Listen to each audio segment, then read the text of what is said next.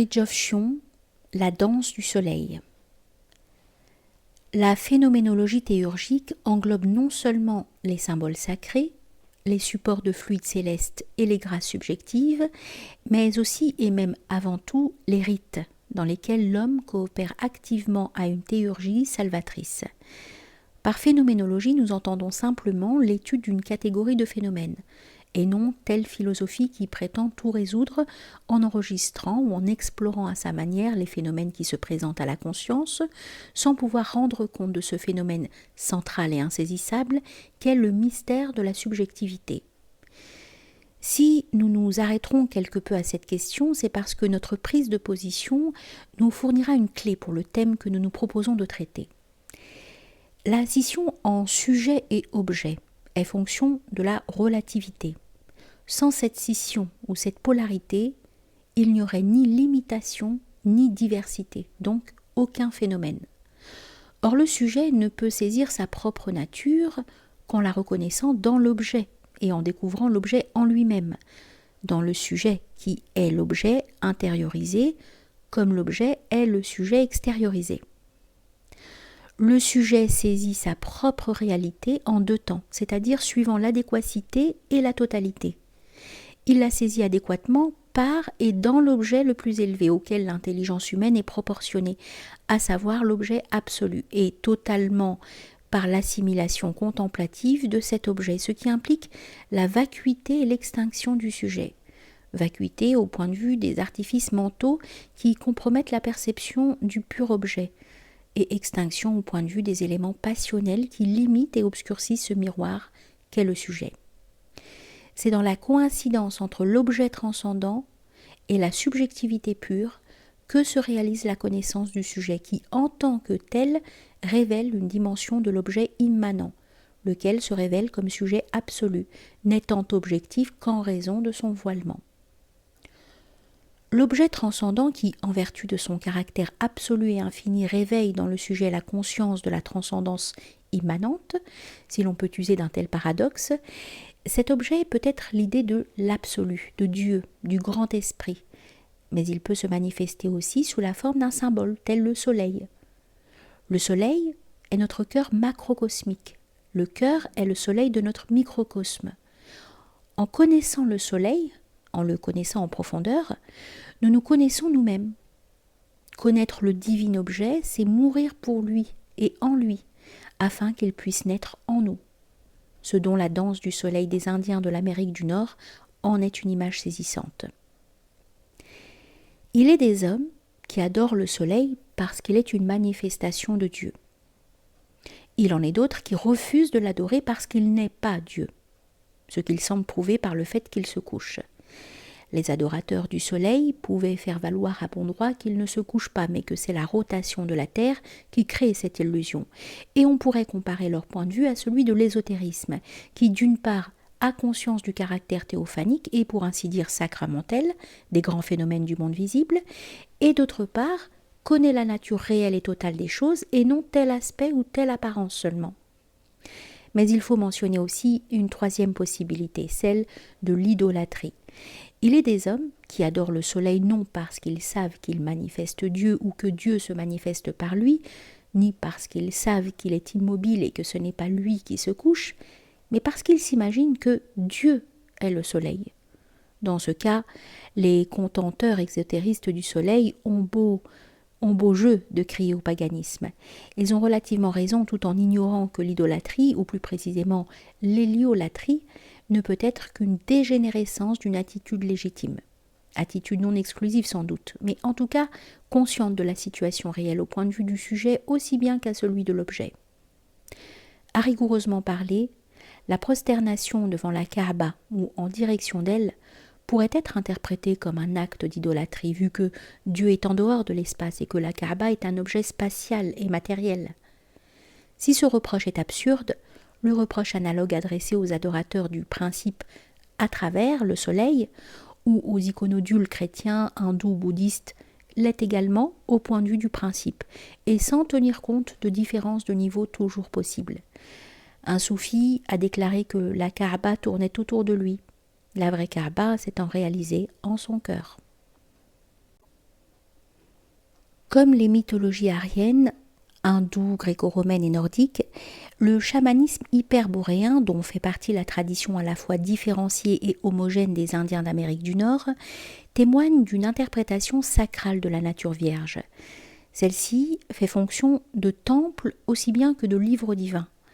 Il y a là un élément d'ésotérisme, du reste évident puisqu'il s'agit d'une survivance de la religion primordiale, que l'exotérisme monothéiste et sémitique devait exclure du fait qu'il était obligé de s'opposer au naturalisme des religions devenues païennes, mais qui, sur le plan de la religio perennis, ou de la vérité tout court, garde tous ses droits même dans le cadre des monothéismes abrahamiques. Car nul ne peut empêcher que la nature en général et ses contenus nobles en particulier, en dépit d'une certaine malédiction globale mais toute relative, manifestent Dieu et véhiculent des grâces, qu'ils peuvent communiquer sous certaines conditions, tant objectives que subjectives. Un exemple de ces grâces que nous choisissons à dessein dans l'islam parce que celui-ci est particulièrement abstrait et iconoclaste est la miséricorde, rahma, qui réside dans la pluie, ou que Dieu envoie par celle-ci. Aussi, le prophète alayhi salatu wassalam aimait-il à exposer sa tête à la pluie à cause de la bénédiction qu'elle véhicule. Or le soleil transmet lui aussi une bénédiction. Mais l'islam n'en fait point usage pour des raisons de perspective, c'est-à-dire que le soleil, dans la conscience des Arabes, risquait d'usurper la place de Dieu. Tout autre est la perspective des hindous, qui adorent Surya, le soleil mâle, ou des japonais dont le culte s'adressait à Amaterasu, la déesse solaire. Dans ces mondes traditionnels, et dans bien d'autres encore, l'homme cherche à bénéficier de la puissance solaire et dispose des moyens de le faire. La grande danse sacrificielle et consacrée à la puissance solaire des Indiens nomades de l'Amérique du Nord comportait autrefois des rites secondaires très variés suivant les tribus. Toutes sortes d'éléments mythologiques entraient dans sa composition au point de faire passer presque au second plan, dans certains cas, le rôle du soleil. Mais cette complexité, évidente dans un monde fragmenté et mouvant comme celui des peaux rouges, n'est pas de nature à infirmer le contenu fondamental du cycle rituel dont il s'agit.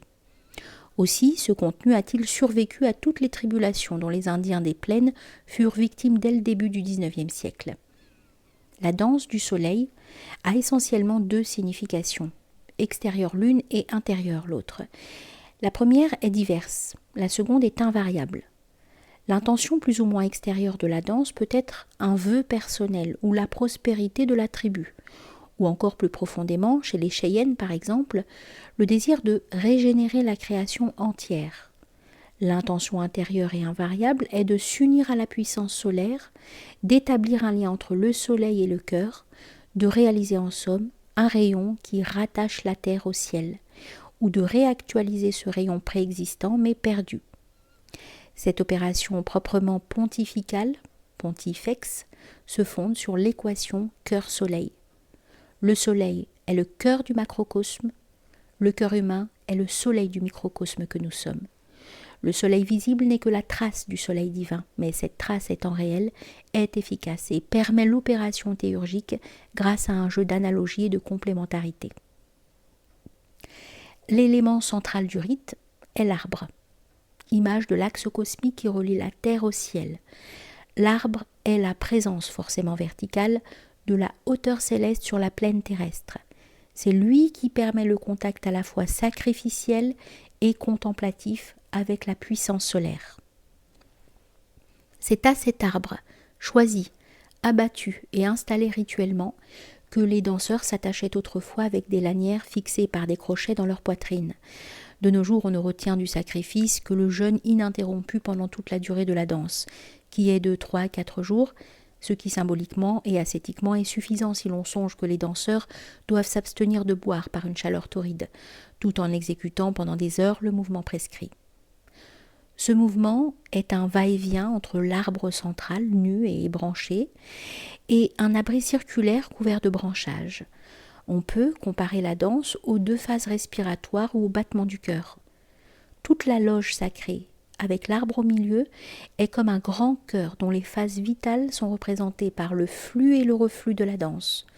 Les danseurs avancent de la périphérie vers le centre et reculent du centre vers la périphérie.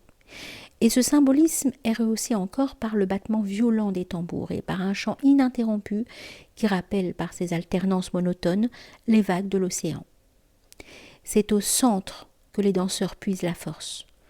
Leur danse à reculons, depuis l'arbre central vers l'enceinte circulaire, marque la phase d'assimilation de l'influence spirituelle présente dans l'arbre. On pourrait se demander comment un tel désir de réalisation spirituelle s'accorde avec un genre de vie aventureux et guerrier et avec la rudesse des mœurs qui s'ensuit. Question qui dénoterait une illusion d'optique, car la vie est ce qu'elle est de par ses conditions naturelles, c'est-à-dire qu'elle est un tissu de choses et d'événements, de formes et de destins auxquels l'homme extérieur participe, qu'il exécute et subit selon les lois de la nature, mais dont l'homme intérieur est en principe indépendant et qu'il dépasse et domine dans la mesure où il réalise l'héroïsme ou la sainteté. Il y a là une combinaison féconde entre le culte de la nature impersonnelle et l'affirmation de la personnalité sacerdotale et héroïque. Et c'est là en somme le fondement du stoïcisme indien qui est l'expression morale de cette apparente antinomie. En s'approchant et en s'éloignant un petit pas de l'arbre central sans jamais lui tourner le dos, le danseur sacré agite dans chaque main un duvet d'aigle tout en soufflant au même rythme dans le sifflet en os d'aigle qu'il tient dans la bouche. Le son un peu strident et plaintif qui est ainsi produit tient lieu de prière ou d'invocation. Il fait penser au cri de l'aigle s'élevant dans la solitude immense de l'espace en direction du soleil. Toute la danse est accompagnée par le chant d'un groupe d'hommes assis autour d'un grand tambour qu'ils frappent avec véhémence en un rythme accéléré, soulignant ainsi le caractère viril de leur mélopée. Chant de victoire et en même temps de nostalgie. Victoire sur les limites humaines et nostalgie de l'illimitation céleste. Le lever du soleil donne lieu à un rite particulier. Les danseurs regardent vers le soleil levant et le saluent en chantant avec les deux bras tendus vers lui, afin de se pénétrer de la puissance solaire. Pendant la danse, l'arbre central est chargé de bénédictions. Les Indiens le touchent et se frottent ensuite le visage, le corps et les membres, où ils prient le grand esprit en touchant l'arbre. Des guérisons ont parfois lieu, des prières sont exaucées, des protections accordées. On a observé divers phénomènes, parfois des visions, mais surtout une sensation de fraîcheur à proximité de l'arbre central, signe de la présence de puissance bénéfique. Cette notion de puissance est cruciale pour l'Indien. L'univers est un tissu de puissance émanant toute d'une seule et même puissance sous-jacente et omniprésente, et à la fois impersonnelle et personnelle. L'homme spirituel chez les Indiens est uni à l'univers ou au grand esprit par les puissances cosmiques qui le pénètrent. Lui, l'homme, le purifie, le transforme et le protège. Il est à la fois pontife, héros et magicien. Autour de lui, ces puissances aiment à se manifester à travers les esprits, les animaux, les phénomènes de la nature. La danse du soleil est censée devenir un état intérieur permanent. Il y a eu un contact décisif avec l'astre sacramentel, une trace indélébile est restée dans le cœur. La cloison profane entre la conscience ordinaire et le soleil immanent est ouverte, l'homme vit désormais sous un autre signe et dans une autre dimension. La danse du soleil a lieu une fois par année, en été. Mais elle se reflète ou se prolonge dans des rites calumétiques qui se pratiquent en son souvenir à chaque pleine lune. Ces séances comportent, outre le sifflement des os d'aigle, des prières adressées aux 4 directions de l'espace, puis au grand esprit qui, à la fois, contient et projette cette quaternité. Le symbole de cette métaphysique, nous a-t-on dit, est la croix inscrite dans le cercle, la croix terrestre, les axes nord-sud et est-ouest, et le cercle céleste. À ses extrémités, la croix horizontale touche le ciel. Elle le touche également en son centre, sous la forme de l'axe terre-zénith, que représente précisément l'arbre de la danse du soleil. Ce symbolisme évoque une autre image sacrale. Le soleil emplumé, que l'on trouve peint sur des peaux de bison servant de manteau et à l'occasion d'arrière-plan pour des cérémonies. Le soleil est fait de cercles concentriques formés de plumes d'aigle stylisées. L'impression qui s'en dégage est particulièrement évocatrice du fait que le symbole suggère à la fois le centre, le rayonnement, la puissance et la majesté. Cette symbiose entre le soleil et l'aigle, que nous retrouvons d'ailleurs dans la célèbre parure de plumes dont se coiffaient autrefois les chefs et les grands guerriers, nous ramène au symbolisme de la danse sacrificielle des Indiens. L'homme se transforme spirituellement en un aigle, s'élevant vers le ciel et s'identifiant au rayon de l'astre divin. Il réalise ainsi le mouvement de retour et de réintégration qui répond au rayonnement du divin soleil.